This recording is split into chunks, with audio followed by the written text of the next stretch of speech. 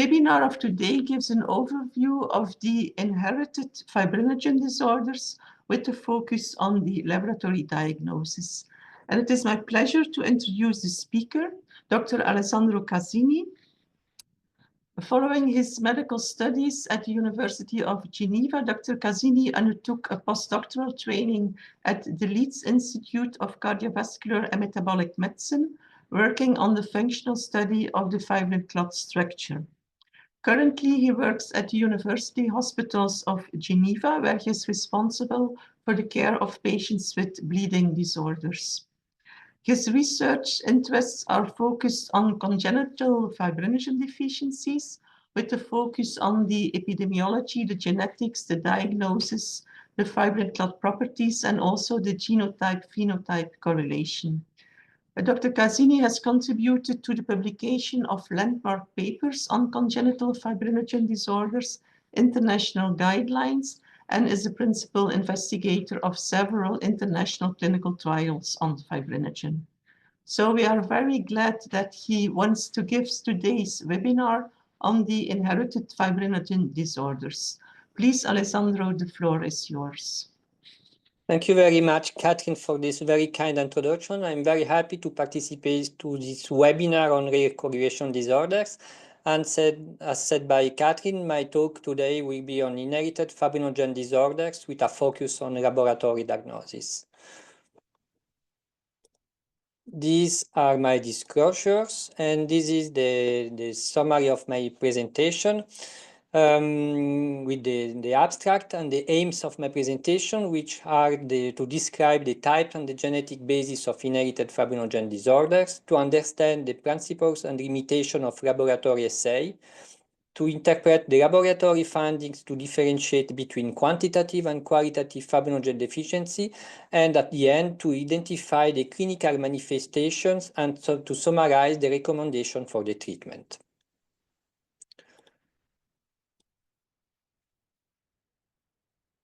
This is the plan of my presentation. I will start with a few words on the diagnosis of hereditary fibrinogen disorders, and then we will go through the genotype, which is very important in fibrinogen disorder, as we will see. And at the end of my presentation, I will discuss with you some clinical features and the management of these patients. So let's start with the classification of hereditary fibrinogen disorder. Historically, we have diagnosed the patient, classified the patient as quantitative deficiencies in afibrinogenemia and hypofibrinogenemia. Afibrinogenemia is defined by the complete absence of fibrinogen into the circulation, and hypofibrinogenemia by a decrease of fibrinogen into the circulation.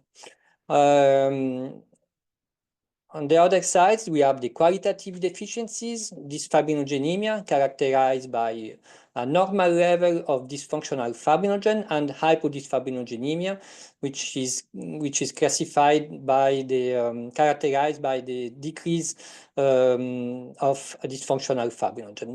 But more recently, on the behalf of the fibrinogen subcommittee of the ISLH, we have proposed a new classification of fibrinogen disorders, including the clinical features, the genotype, and the fibrinogen level. So now we have two subtypes of afibrinogenemia, subtypes 1A and subtypes 1B. In 1B are the patients with a thrombotic phenotype. For hypofibrinogenemia, we have three severities: the type 2A, where the patient have a basal functional fibrinogen below 0.5 gram per liter; moderate hypofibrinogenemia, where the basal fibrinogen is between 0.5 and 0.9; and mild hypofibrinogenemia, where the functional fibrinogen is between 1 gram per liter and the lower limit of the normal range. And there is also another subtypes, the subtypes 2D, which is associated with fibrinogen storage disease. And we will go some details on these subtypes later in the presentation. In this fibrinogenemia, we have two subtypes, the subtypes 3A, which contain all patients with this fibrinogenemia except the patient with the type 3B, which is characterized by a very high risk of thrombosis. Also for these subtypes we will discuss later in details. And hypodysfibrinogenemia, they are classified according to the level of fibrinogen antigen.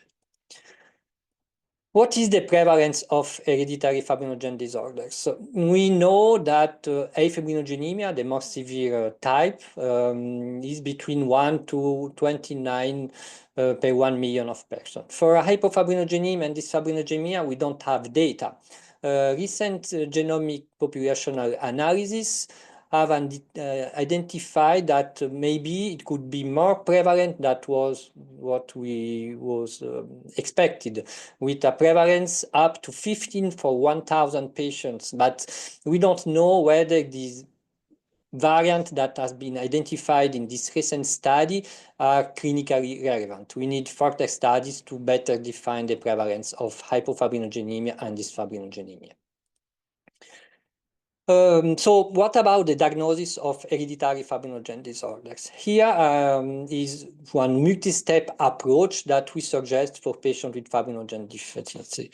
The first step, of course, is when we have to suspect an hereditary fibrinogen disorders based on the personal and the familial history. And the most uncommon causes of diagnosis of fibrinogen disorders are the incidental discovery of low fibrinogen levels during a laboratory assessment before surgery, for instance, a tendency to bleed. Of course, we can diagnose fibrinogen disorder in the setting. In case of thrombosis, especially in young and positive familial history, when we don't have more common thrombophilia, we can make a diagnosis of fibrinogen disorders.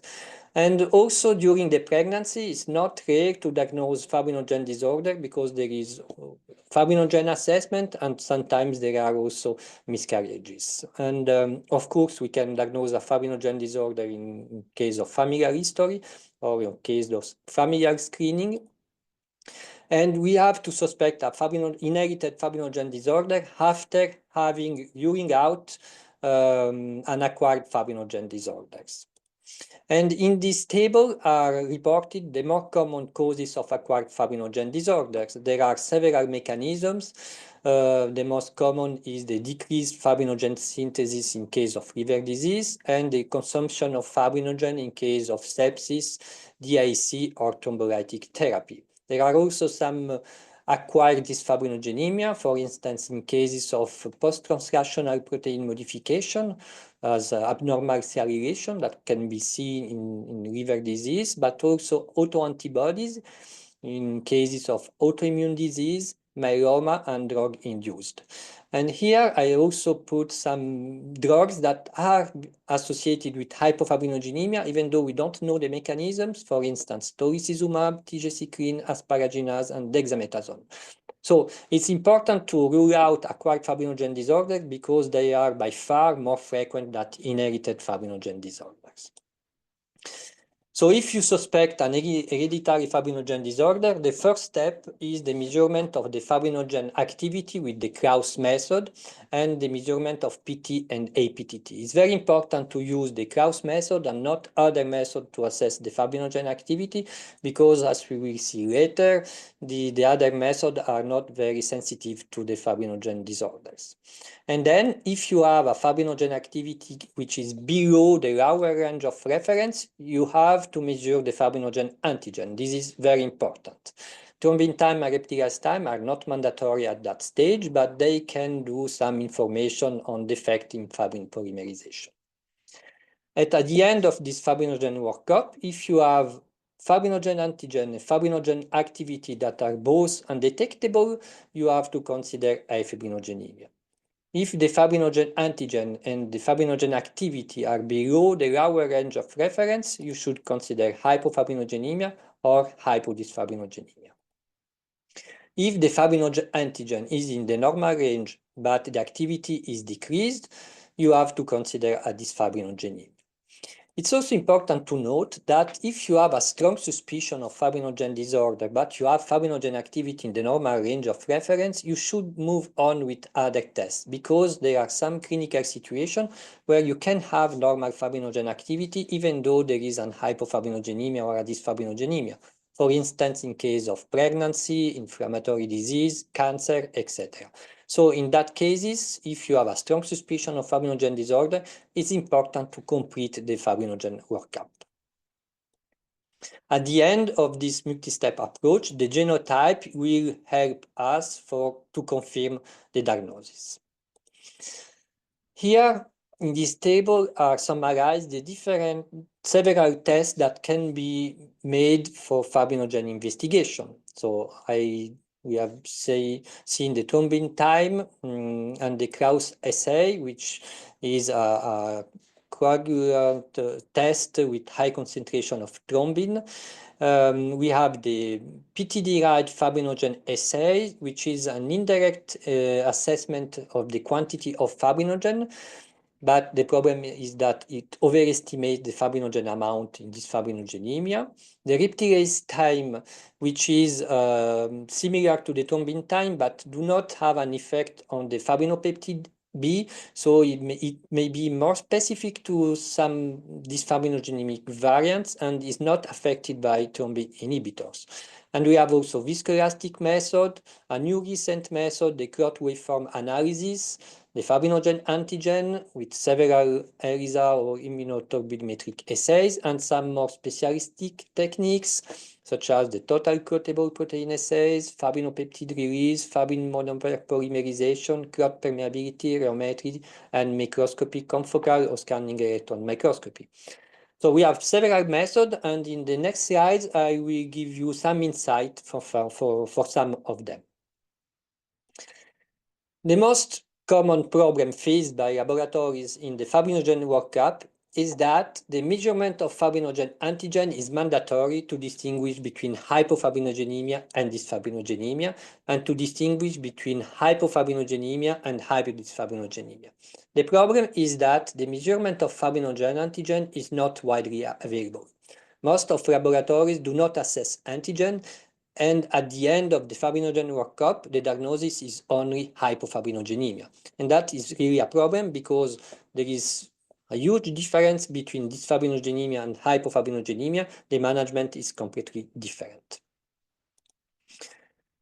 There are also some pitfalls in the diagnosis of quantitative fibrinogen disorder. The first pitfall is the low detection limit of the Kraus assay. So sometimes it can be difficult to distinguish between afibrinogenemia and severe hypofibrinogenemia. The second pitfall is that it can also be difficult to distinguish between hypofibrinogenemia and hypodysfibrinogenemia. But it's very important to have this distinction because in hypofibrinogenemia, there is no variant of fibrinogen into the circulation, while we have variant of the fibrinogen into the circulation with hypodysfibrinogenemia. And this difference is important because if you have variant into the circulation, you can have an increased risk of bleeding of thrombosis. How can we distinguish between these several types of fibrinogen disorder? In the setting of research, you can make mass spectrometry assays that allows to detect very small amount of fibrinogen into the circulation, and you can also make some protein expression to see if cells are secreting the fibrinogen variant. But in clinical routine, would say that the genotype is very important because it can confirm the diagnosis and can help to distinguish between these several types of fibrinogen disorder. In this fibrinogenemia, we have also several pitfalls, and I think that the diagnosis of this fibrinogenemia is maybe more difficult than the diagnosis of afibrinogenemia and hypofibrinogenemia. Why? The first reason is that the common hemostatic assays, the PT, the PTT, and the Kraus activity are dependent on the reagents and the method. As you can see here in this figure, these are the results from an essay, a study that was made in several laboratories across Europe. Each laboratory was asked to test some samples of this fibrinogenemia. And you can see here that most of laboratories given result with the Krauss method and several reagents between 0.3 and 0.7, but some of them give very low values of Krauss or very high levels of Krauss. So the sensitivity of the Krauss with this fibrinogenemia is dependent on the reagents and the method that is used. And the other problem is that the sensitivity of Krauss depends also on the variant. These also are the result from this study.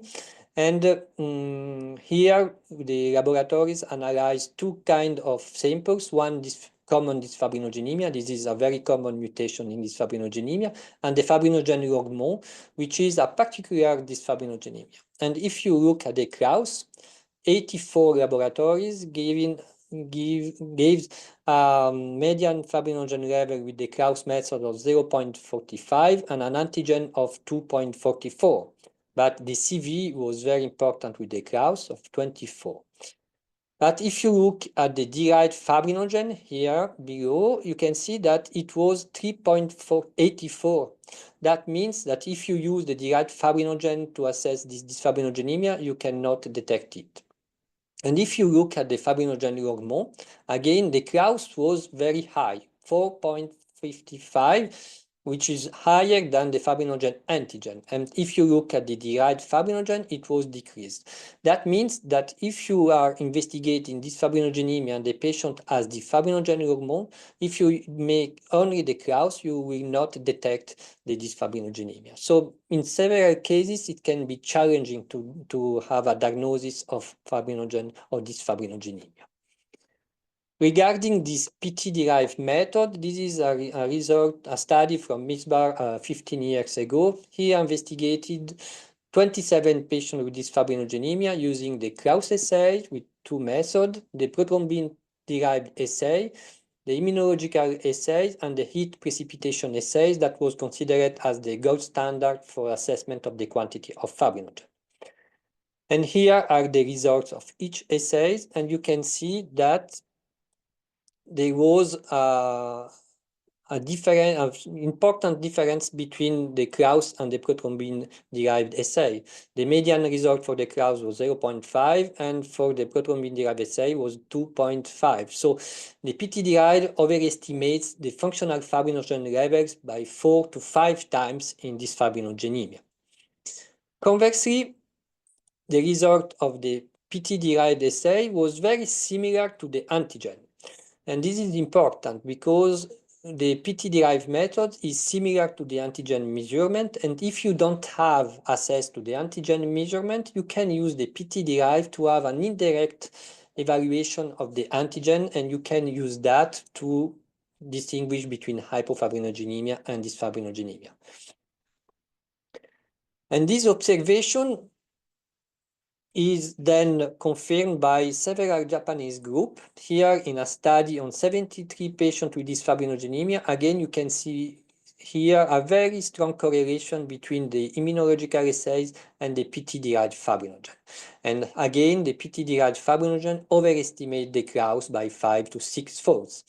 And if you use a cutoff ratio between the PT-derived and the Krauss, which is more than 1.43, you have a 100% specificity and sensitivity to detect a dysfibrinogenemia. So again, if you don't have fibrinogen antigen, you can use the PT-derived fibrinogen to assess in indirect way the antigen of fibrinogen. And a more recent test that has been used to assess the fibrinogen disorder is the Krauss waveform assay.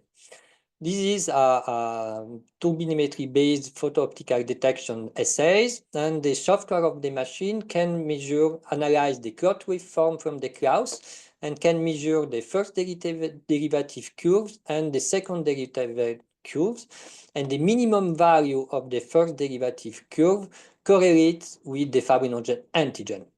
And if you use a cutoff below 0.65 of the ratio Kraus on this value mean 1, you can have at least 100% of specificity and 96% of the sensitivity to distinguish between dysfibrinogenemia and hypofibrinogenemia.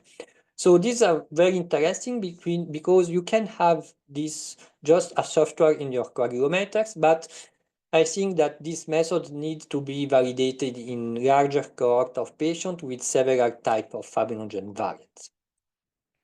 And what about the viscoelastic assays? The FibTem, the XTem, the INTEM, and DAPTEM was statistically significantly different between hypofibrinogenemia and dysfibrinogenemia in this series of patients from Finland, 11 patients, but these results are discordant with other series of patients. So I think that at that stage, viscoelastic assays cannot be used to distinguish between hypofibrinogenemia and dysfibrinogenemia because it depends also on the type of variant of dysfibrinogenemia.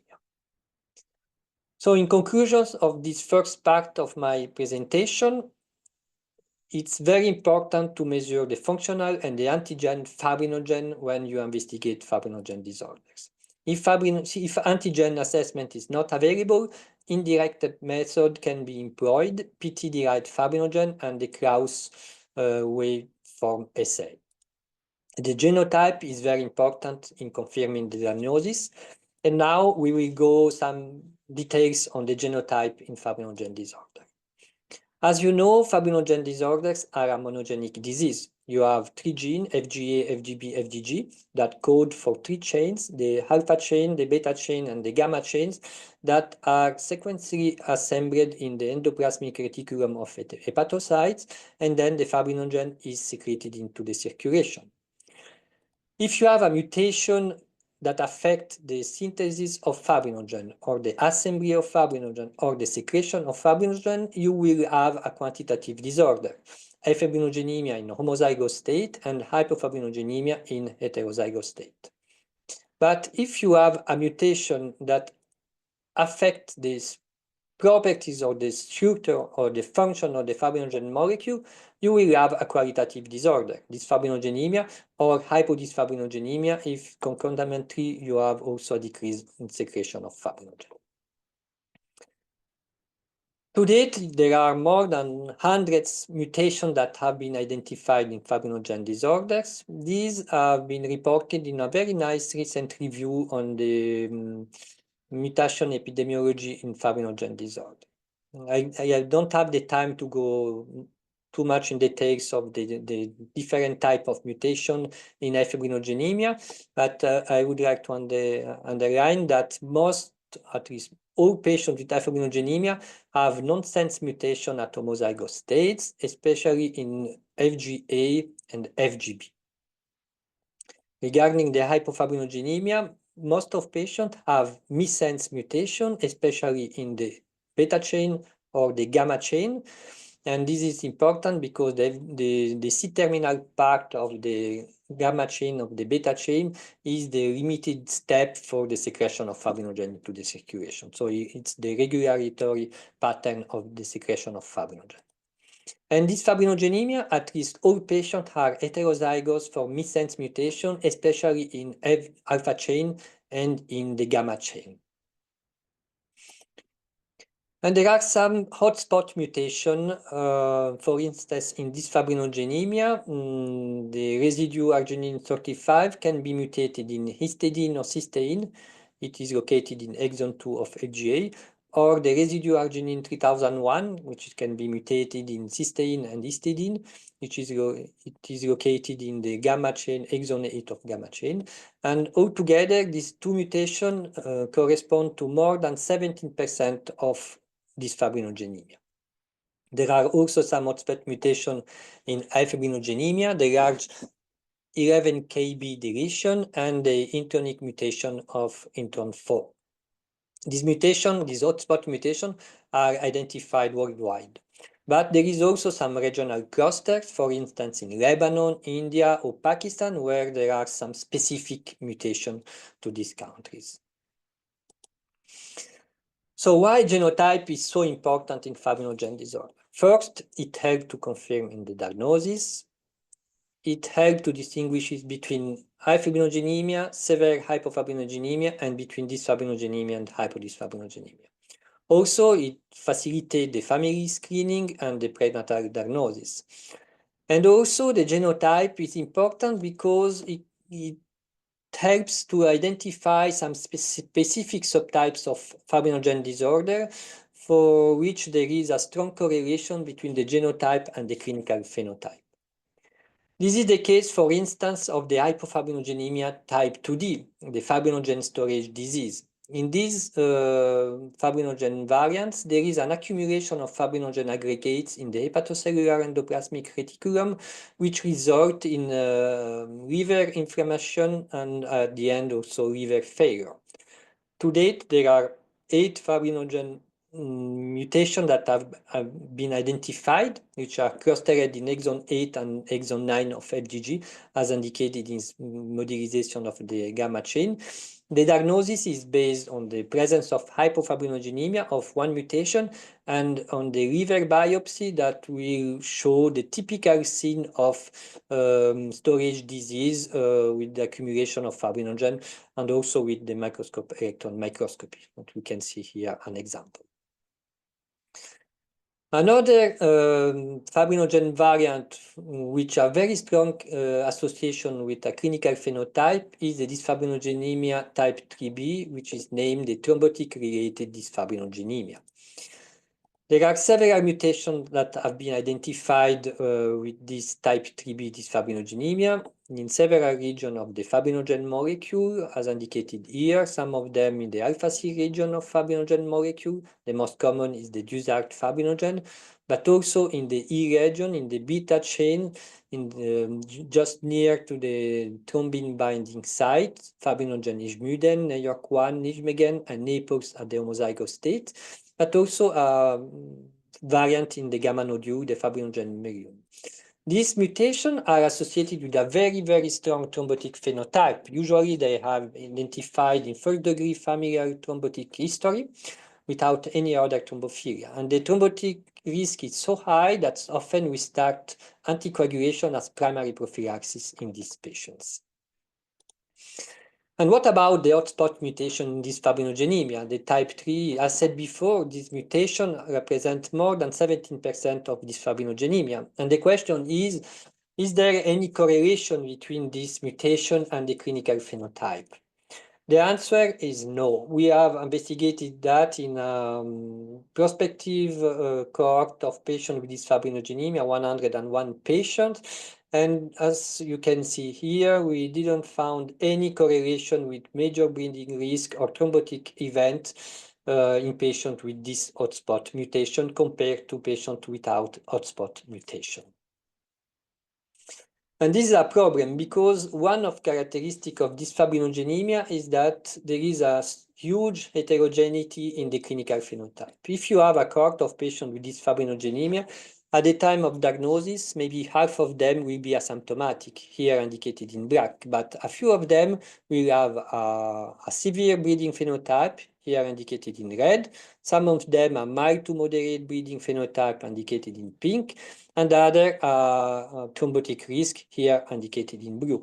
And this heterogeneity of the clinical phenotype is also seen in patients among the same family. So patients with the same mutation in one family can have different clinical phenotype.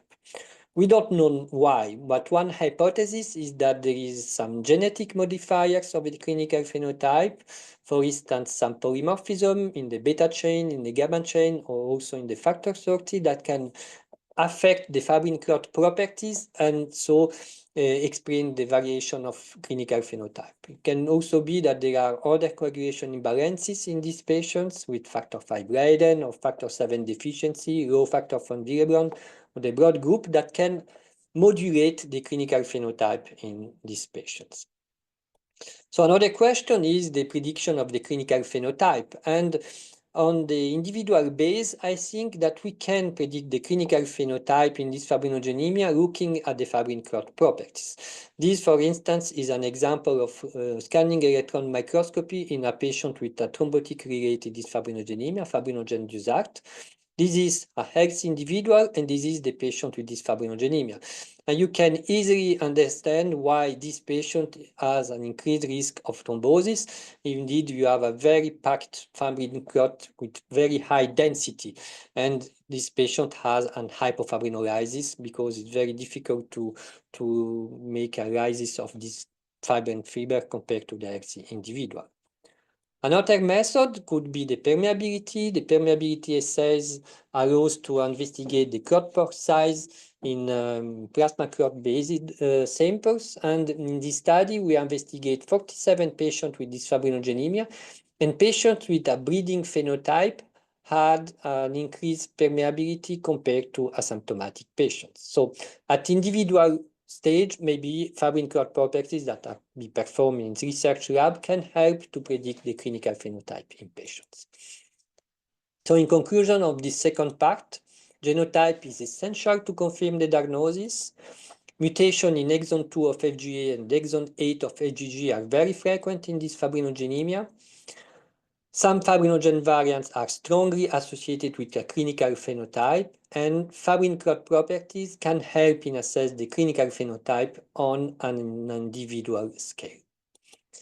And now we will discuss briefly the clinical features of patients with fibrinogen disorder. So it's very important to underline that the bleeding risk depends on fibrinogen level in quantitative fibrinogen disorder. Here are the results from the retrospective study of the probability project led by Flora Peivandi. And patients were classified according to the fibrinogen level and the bleeding manifestation. Grade 1 are patients that have bleeding related to trauma or intake of drugs. Grade 2 are patients with spontaneous minor bleeding, and grade 3 are patients with spontaneous major bleeding.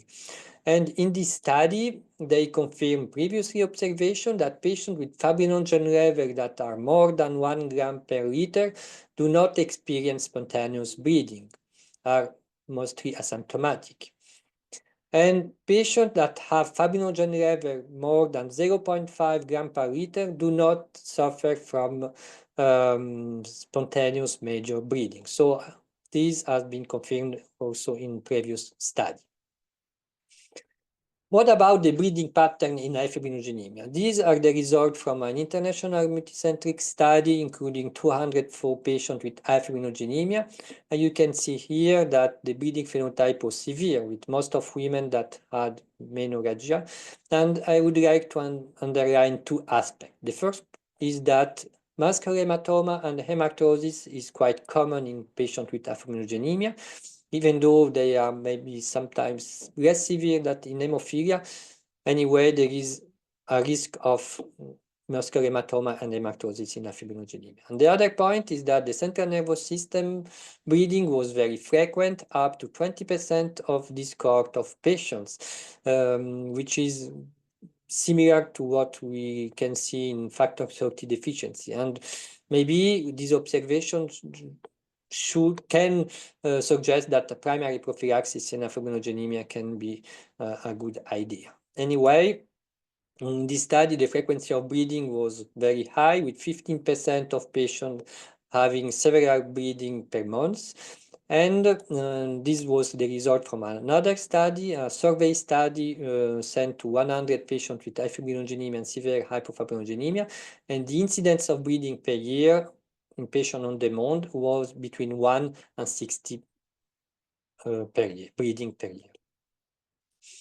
In fibrinogenemia, as you know, there is also the paradoxical risk of thrombosis in this series of patients. Up to 20% of patients had a thrombotic event, also in the splanchnic territories. So there is a high risk of thrombosis in patients with fibrinogenemia, independently of the fibrinogen supplementation. Other symptoms in fibrinogenemia are the spontaneous spleen rupture. Here was 66% of the cohort, and bone cysts that also were seen in 18% of patients, especially in younger patients. So there are also other symptoms in fibrinogenemia other than the bleeding. What about the bleeding pattern in dysfibrinogenemia? These are the result from the PROACT-BDD project. You can see here in light blue the bleeding phenotype in 55 patients with dysfibrinogenemia. They have especially mucocutaneous bleeding, but I would like to underline that women with dysfibrinogenemia are particularly at risk of bleeding, including heavy menstrual bleeding and postpartum hemorrhage. However, even though the bleeding phenotype in dysfibrinogenemia is rather mild to moderate, many patients can have a major bleeding. These are the result of 101 prospective patients included in a prospective study of dysfibrinogenemia with a median follow-up of 8 years. And you can see here that the incidence of major bleeding was 3.5 for 1,000 patients year, and we estimated a cumulative incidence of 50 years of up to 20% of risk of major bleeding, and that was especially important in women due to the postpartum hemorrhage. As in fibrinogenemia, thrombosis is a complication of dysfibrinogenemia. There are several explanations, there are several mechanisms. One of them is that there is a defective binding of thrombin on the fibrin surface, so there is an increase of thrombin into the circulation. There is also some modification of the fibrin clot properties with altered strength and permeability, an increase in a decrease in fibrinolysis. Indeed, there is a defective binding of TPA, defective binding of plasminogen on fibrinogen surface. And maybe there is also some defective platelet clot retraction and impaired red blood cells retention into the clot that led altogether to the hypercoagulability that can be observed in some patients with dysfibrinogenemia. The incidence of thrombosis in dysfibrinogenemia has been estimated to be 7.6 for 1,000 patients here, and the cumulative incidence at 50 years was estimated to be 30%, which is quite elevated. But of course, the risk of thrombosis is more important in patients with thrombotic-related dysfibrinogenemic variants. And also, the pregnancy is a very high-risk clinical situation in women with fibrinogen disorder. Miscarriages, stillbirths, placenta abruption, intrauterine growth retardation, vaginal bleeding, postpartum hemorrhage, thrombosis have been described in patients with fibrinogen disorders, especially in the absence of fibrinogen replacement, which is mandatory in hypofibrinogenemia and severe hypofibrinogenemia. Without fibrinogen replacement, these women are not able to maintain pregnancy to term. So in case of fibrinogenemia and severe hypofibrinogenemia, it's mandatory to start fibrinogen prophylaxis as soon as possible. To investigate the obstetrical outcomes, we have investigated in an international multicentric study. We have analyzed 425 pregnancies from women with dysfibrinogenemia and hypofibrinogenemia. And we found that the rate of live births was 74%. That was higher than was previously have been described, even though these data are discordant with other results. And I think that it depends also on the fibrinogen variant. We confirmed that the retroplacental hematoma is very frequent, 4% of this cohort, especially in hypofibrinogenemia, suggesting that in some cases we should increase the fibrinogen level to prevent the risk of retroplacental hematoma. And the postpartum hemorrhage was very frequent, up to 20% of patients, which was higher than was observed in the general population. And women with a previous bleeding phenotype, so bleeding before the pregnancy, are particularly at risk of postpartum hemorrhage with an odds ratio of 6. So these patients are particularly at risk of postpartum hemorrhage in dysfibrinogenemia. In conclusion of this third part of my presentation, in quantitative fibrinogen disorder, the bleeding risk depends on the fibrinogen level. Patients with inherited fibrinogen disorder are at risk of thrombotic events in fibrinogenemia, severe hypofibrinogenemia, and dysfibrinogenemia. Pregnancy is a very high-risk clinical situation for all women with fibrinogen disorders, and a multidisciplinary approach is very important. And in this last part of my presentation, I will briefly discuss with you the management of patients with fibrinogen disorders. So we know that fibrinogen injection is very efficient to prevent and to treat bleeding episodes. There are several sources of fibrinogen concentrate with several brands around the world. The standard posology of infusion is between 50 and 75 milligrams per kilogram, and you have a formula here that can be used to estimate the amount of fibrinogen to be administered. In this formula, you have the body weight, but also the incremental recovery, which can be different according to the brand. So it's very important to have an individual pharmacokinetics to assess the quantity of fibrinogen to be infused in case of prophylaxis in patients with fibrinogenemia. Other sources of fibrinogen are the cryoprecipitate and the fresh frozen plasma. Again, you can have some formula to estimate the quantity of cryoprecipitate or fresh frozen plasma to administer to achieve the target fibrinogen level.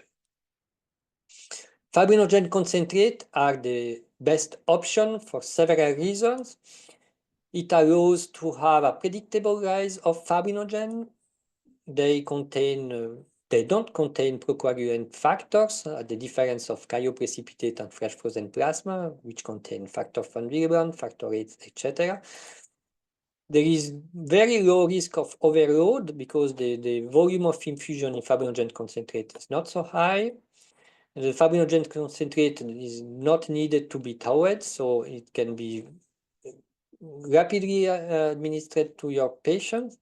And there is also a low risk of transfusion complication, maybe some allergic reactions, and there is no ABO specificity. So fibrinogen concentrate is definitely the best option. If you have fibrinogen concentrate, it's better than cryoprecipitate and fresh frozen plasma. One very frequent question is the prophylaxis. Should we start prophylaxis in our patient or should treat them on demand? I'm talking about fibrinogenemia. We don't have many data. In a questionnaire-based study, the incidence of bleeding on prophylaxis was 0.5 and the incidence of bleeding in patient treated on demand was 0.7. In a prospective study from the Netherlands with 22 patients, the IBR in patient on prophylaxis was 1.2 and was only 0.8 in patient on demand. So at the moment, we don't have data to support one or another option. Anyway, what we know, and that was also based on some Delphi studies, is that there is a consensus and agreement to starting prophylaxis in case of life-threatening bleeding, in case, for instance, of cerebral bleeding, or after recurrent bleeding. Whenever is the decision, it's very important to have a multidisciplinary and a tailored approach. It's important to discuss with the patient the personal and the familial history of bleeding. It's important to discuss about the availability of fibrinogen product, to discuss of the risk of catheter-related thrombosis and infection in patients in fibrinogenemia and prophylaxis, but also on the repeated hospital visit and the administration of fibrinogen infusion at home. So it's very important the discussion with the patient in this setting.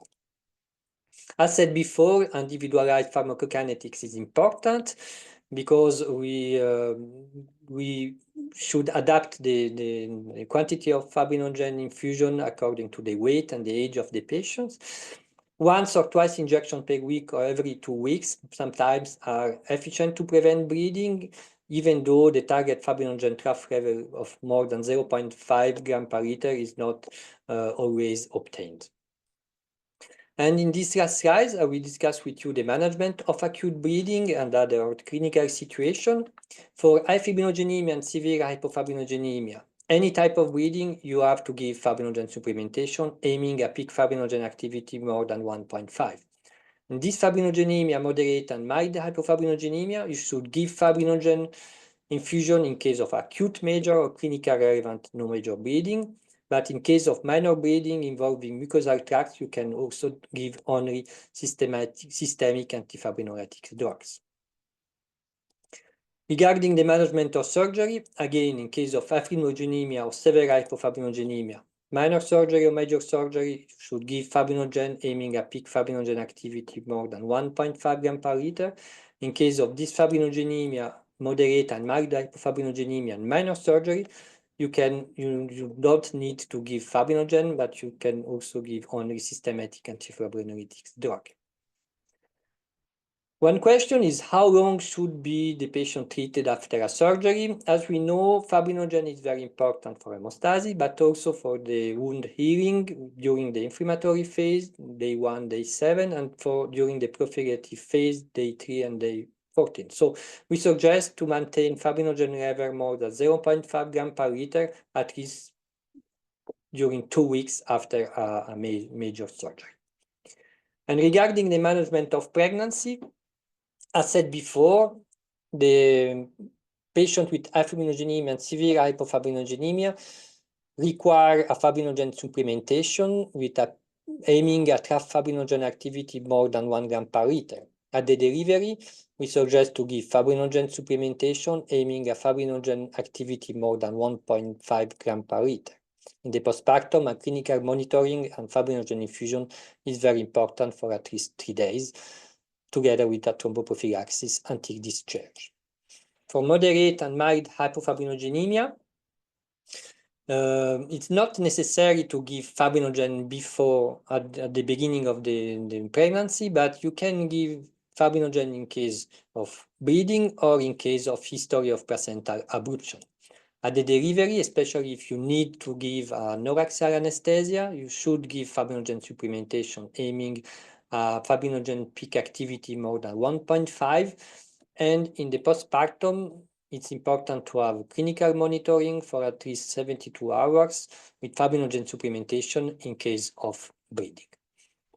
So now, in conclusion of this talk, inherited fibrinogen disorder encompass a very large group of fibrinogen deficiency, each with specific clinical features and bleeding or thrombotic risk. The diagnosis is based on the measurement of functional and antigenic fibrinogen.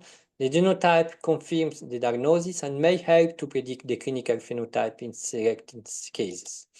Fibrinogen replacement is the mainstay of treatment for fibrinogen disorders. So far, there are no evidence-based recommendations, but multidisciplinary and referring to expert center for advice is very important for the management of our patients. And this is my email. In case you have any question regarding fibrinogen disorder, or if you want to have genotype of patient free of charge, you can send me an email, and I would be very happy to help you. Thank you very much for the attention. Thank you, Alessandro, for this very, very interesting talk. It was a great overview of the fibrinogen disorders. So I will have now a look in the Q&A box. I don't see questions so far, but maybe I can start just a very simple question to start with, because we have here our routine assays. You already illustrated that the Klaus method can give different results depending on the reagents that are used to measure the fibrinogen activity. And you also mentioned that there are differences in the APTT and PT reagents according to sensitivity of the fibrinogen level. Yeah. And is it more pronounced in APTT reagents compared to PT reagents, or is it not that clear? Yeah. Regarding the Klaus method, it depends if you use as endpoint optical or a mechanical endpoint. And this is very different also depending on the type of mutation. Regarding the APTT and PT, this is more pronounced in PT regions. And it depends also if you use human or bovine thrombine. That can affect the results depending the fibrinogen variant. There is no so differences in APTT. Okay, yeah. And probably it goes in different directions, over, underestimation. Yeah, exactly. Yeah, okay. Yeah, meanwhile, we have some questions. No, Will the presentation be available? Yes, it will, so I can confirm that. So how do we choose the best fibrinogen assay for the hypodysfibrinogenemia patient follow-up for the management? So in hypofibrinogenemia, the Kraus method is good enough to have an assessment. And for this fibrinogenemia, for most of fibrinogen variant, the Kraus method, whenever is the method and the reagents, is good enough. The problem is for some specific fibrinogen variants. And for this, it's important to refer maybe to reference centers to have a more global assessment of the fibrinogen. So if you have a suspicion of dysfibrinogenemia, but your Kraus is not so decreased, usually in dysfibrinogenemia, the Kraus is about 0.5, 0.6, or 1. If you don't have very decreased level of Kraus, maybe it's important to refer to another centers for additional studies. Yeah, okay. Another question here is, how do we do early detection in childhood? Okay, yeah, this is a good question. In patients with high fibrinogenemia and severe hypofibrinogenemia, the diagnosis is often in very early due to bleeding after the umbilical stump or at the venous puncture. So it's very early. In mild to moderate hypofibrinogenemia, usually you don't have symptoms except in case of trauma. So diagnosis is often made when the children start to walk or to run or to practice sports. In this fibrinogenemia is also the same. So in familial screening, I do not suggest to make assessment of fibrinogen early in childhood, except in patients that have a bleeding phenotype or a surgery. You can wait for the teenager. Yeah. Okay, thank you. Or And at next, least, at least before the menstrual bleeding to develop. Yeah. Then the next question is, do you recommend fibrinogen Klaus in all patients with an unexplained thrombosis, unexplained VTE? Yeah, so often the Klaus is part of the standard coagulation assessment. Everybody made the PT, the PTT, the fibrinogen, etc. So more often you have a fibrinogen level in case of a patient addressed to hemostatic consultation. But the problem is that there is a study from Michel Hans a few years ago that looked at more than 100 patients with inexplained VTE, and he found only one dysfibrinogenemia. He measured the Kraus and the antigen for all the patients. So I reserve the assessment of fibrinogen, Kraus, and antigen as third step. I mean that you make the thrombophilia status, everything is normal, you have a strong family and personal history.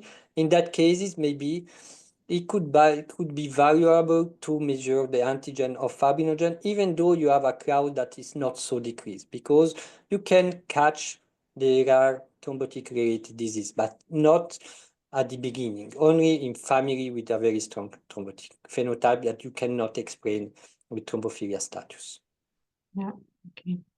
I have then also another question, because you mentioned in certain conditions or situations you have a strong clinical suspicion, but where your Klaus method gives a normal fibrinogen.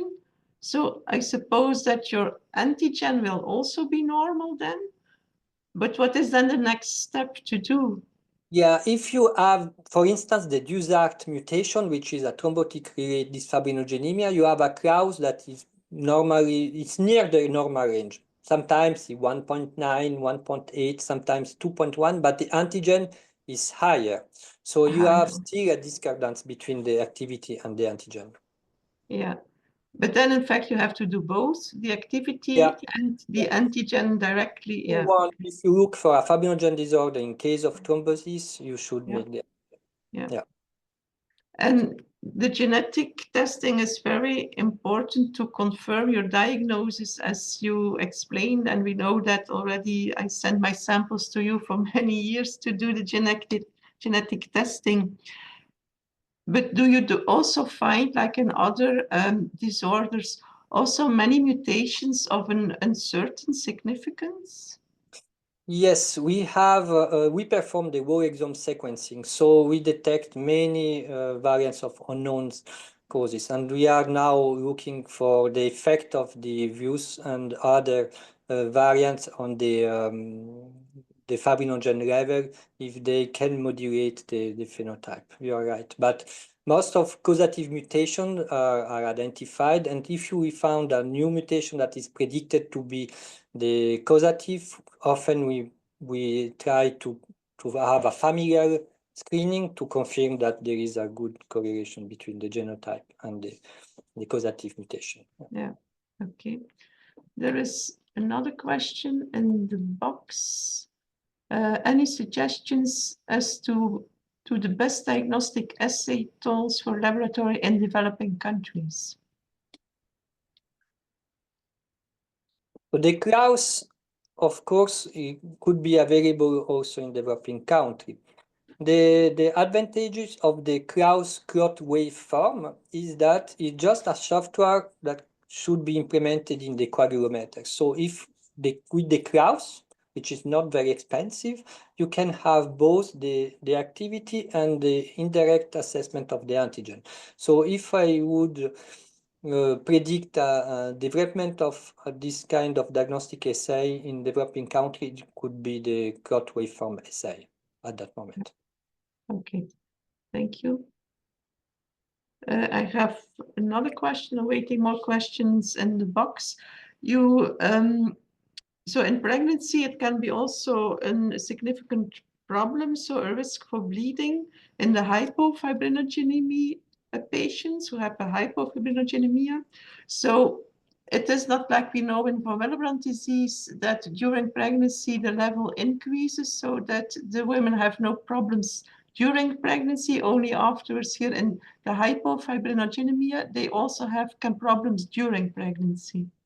Yes, we have observed that there is an increase of fibrinogen level. Sometimes women with mild and moderate hypofibrinogenemia can reach 2 or 3 grams per liter at the end of pregnancy, but still is below the normal fibrinogen level in pregnant women at the end of the pregnancy. Yeah. So even though there is an increase of fibrinogen, it's not enough, because fibrinogen is very important during the pregnancy. It's a very important molecule. Yeah, okay, thank you. And women with severe hypofibrinogenemia do not increase the fibrinogen level. Okay, yeah, thank you. And then maybe the last question, I see it's near 1 minute before the time. In liver disease, most patients with half or lower liver function will have near normal Klaus fibrinogen levels. Can you comment on this problem? In liver disease, yeah, a near normal Klaus fibrinogen level in liver disease. Yeah, we observe that there is a decrease in synthesis of fibrinogen only in very severe liver disease, cirrhosis type C.